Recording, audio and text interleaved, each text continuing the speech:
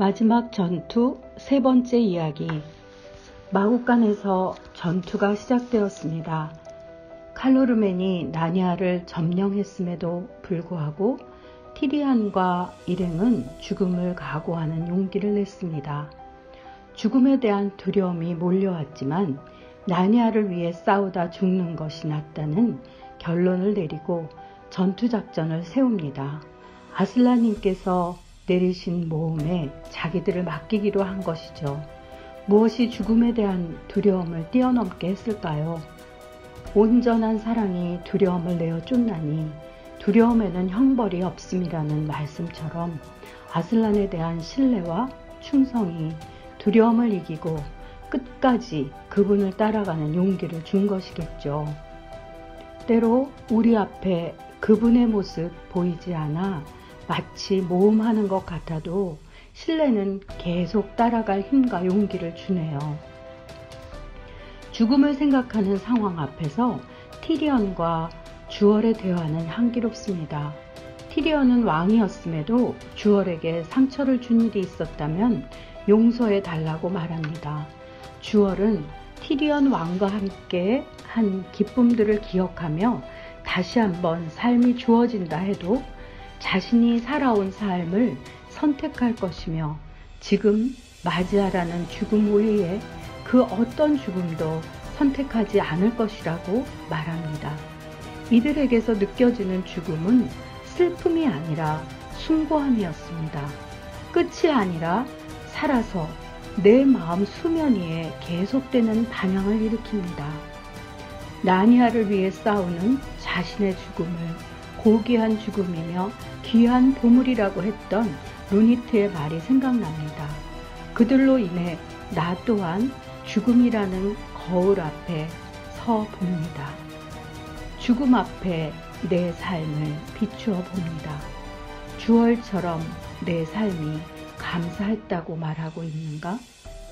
후회 없이 두고 갈 확신 있는 삶이었는지 바라보며 이곳저곳 내 삶의 매무새를 다듬어 봅니다. 티리언 왕 주얼의 모습과 너무나 대조되는 타르칸과 원숭이의 모습도 만나게 됩니다. 욕심과 이기심의 종이 되어 끌려가는 삶, 자신들의 이익에 갇혀 주위를 둘러볼 수 없는 그들의 삶에는 감사가 없었습니다. 거짓, 은폐, 교활함과 음모, 불평만이 이어집니다.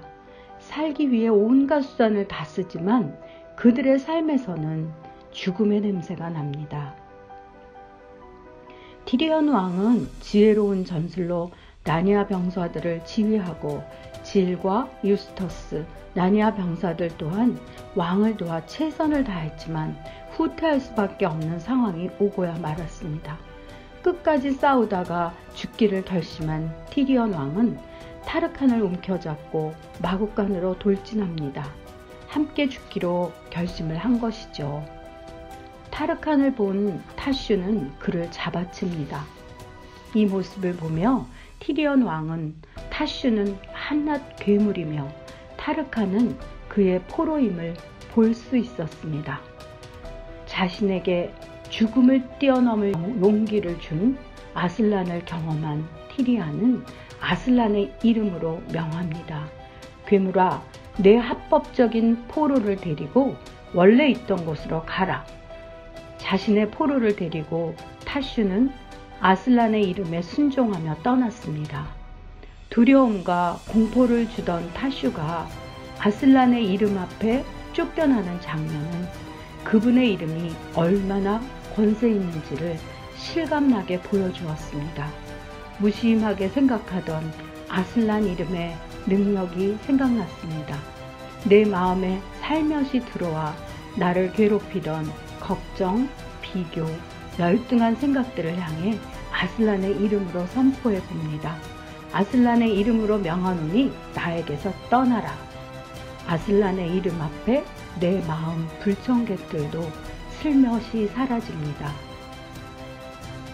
죽음을 연상케 하는 마국간문은 아슬란님의 나라로 들어가는 문일지 모른다는 주얼의 말처럼 죽음의 문을 통과한 마국간에서 티리언은 질, 유스터스뿐 아니라 피터, 에드먼드, 루시, 폴리브인, 디고리경까지 만날 수 있었습니다. 그러나 새로 살아난 나니아에서 수잔은 보이지 않았습니다. 수잔처럼 많은 사람에게 나니아의 이야기는 어린아이들이나 믿는 이야기로 여겨질지 모르겠습니다. 지금 눈에 보이는 세계가 전부인 것처럼 살아가게 되니까요. 그러나 아슬란을 믿고 죽음의 문을 통과한 이들에게 새로운 나니아, 새로운 삶이 있었습니다. 내 마음속에 오늘도 일어나는 전투가 있습니다.